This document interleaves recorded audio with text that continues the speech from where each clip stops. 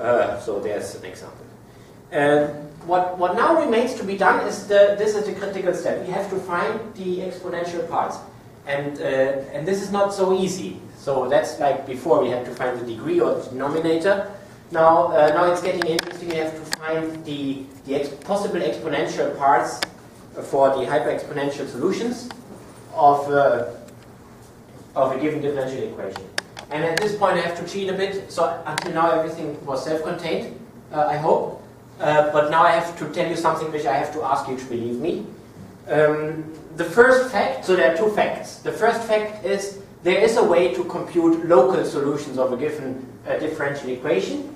Now, what is a local solution? A local solution is, in calculus lectures, it's usually a power series. So you can say there is a way of expressing a solution of a differential equation in this form, where, well, that's an infinite sum, but it means being able to compute it means you can get as many coefficients as you like, as soon as you have given the differential equation. Now, not every differential equation can be solved in general in this form. In general, you have to get to some more complicated series. So in general, you have not a power series, but something else in front, some factor x to the alpha. The alpha is some funny constant, maybe square root of 2. And then times the power series. And even that's not enough. Even that's not enough. In general, you have something like x of 1 over x in front, where instead of that you may have a polynomial in 1 over x if you have an essential singularity there. So, and it may be even that there's a rational exponent there. So that's a pretty complicated type of generalized series. Or they may be also logarithms, but we don't need the logarithms.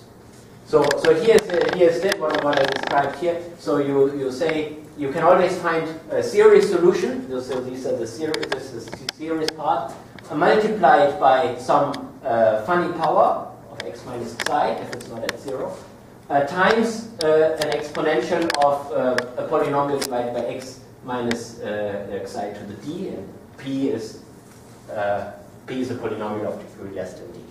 So there's a way of finding it. I could explain it if you wanted, but I don't have the time. So it's not really difficult, but it requires a few minutes to explain it. So just believe me that there's a way of doing this. Here's an example for the equation that I showed on 2 slides ago. So it has two solutions. One looks like this, and one looks like this. And that's the first fact. Oh yeah, and there's another set of solutions. It depends on what you choose as expansion point. If you expand at 2, you get these two solutions with this and this exponential part. Okay, so here's the other fact. If you look at the exponential parts of a hyperexponential solution, then these exponential parts can always be written as a combination of the exponential parts that you see here in these series expansions.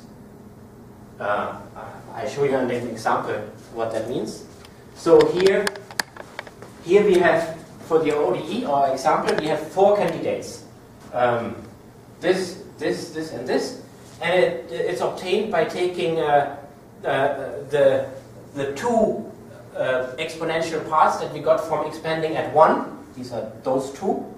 They appear here and here. And combine them with the 2 exponential parts that we got from expanding at 2, which are those 2 and those 2.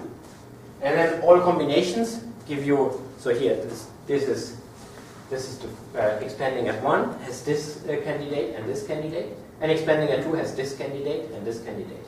And all combinations together gives you some x of a funny irrational function.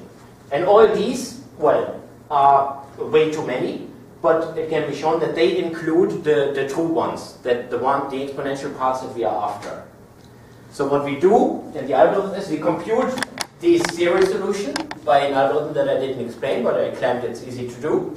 And then we get these pieces. That's the only thing. In fact, these pieces. That's the only thing we are interested in. and then we combine them for all the singular points. That means all the roots of the leading coefficient of the differential equation. And then here's what we do. So you find the singularities. The singularities I didn't say, I think. They are the roots of the leading coefficient of the highest order of the polynomial in front of the highest order derivative. So these are some finitely many. For each of them, you compute such a series solution, so that this here is written at xi equals 0, but in general it's x minus xi. And then that means for each of them, you get a set of exponential parts. So for each of them, you get some exponential parts, several, possibly, that belong to this location xi I. And then you go through all possible combinations. So for each root xi I, you loop through all these exponential parts here and here for the second and so on. And that goes through all the possible exponential parts that can occur in the solution. And for each of them, you do what I explained before. You make an ansatz for an unknown rational function with this exponential part. Construct an auxiliary equation for this rational function. Solve it by the algorithm I explained in the second part. And then for each such rational function solution, you output u times e, this e here, as a hyperexponential solution. And when this comes to an end, you can be sure that you have enumerated all the hyperexponential solutions of the given differential equation. And if that doesn't find any, it proves there is none. So here's an illustration. Let me try to explain what that means, and let me try to remember what it means. Usually it's unknown if you take a random differential equation. It's not unknown. It's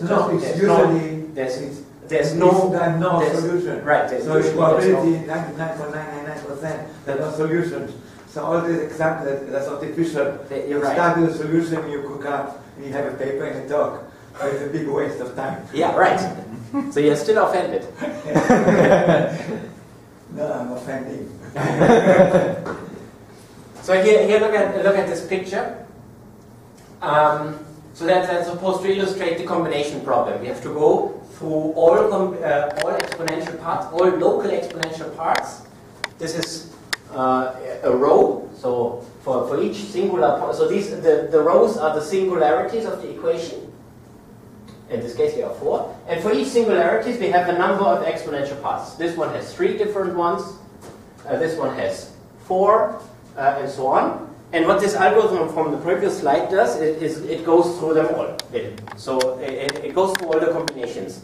And there are really a lot. So if you have an order R equation, you may have up to R different exponential parts in each row. And then if you have n singularities, so this is usually a big number, then you have to go through R to the n candidates. So that's finite. But it's just finite. So it's not really finite. Well, okay. And this is now where our contribution starts. So together with my student Frederick Johansson and collaborator Mark Messerober, we have done this year for Isaac an improvement of an algorithm. So we give a new algorithm. I will explain it in a minute. It's not so hard. Which very quickly finds the relevant combinations without going just stupidly through all possibilities. It will produce a list which contains at most R candidates instead of this huge number, and it will need only a polynomial number of arithmetic operations to produce this list. So this is really something that you don't see every day. I don't know why they don't show this on TV, but the reduction of an exponential time algorithm to something like this is not something that happens every day. And it's a kind of a dynamic programming algorithm. I'll explain it with this picture. So remember what that meant?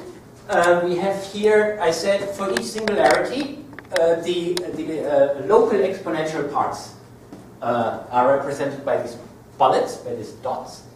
And there may be several solutions with the same exponential part. So I ask you now to imagine that each dot is the vector space of all the solutions, series solutions, that have the same exponential part.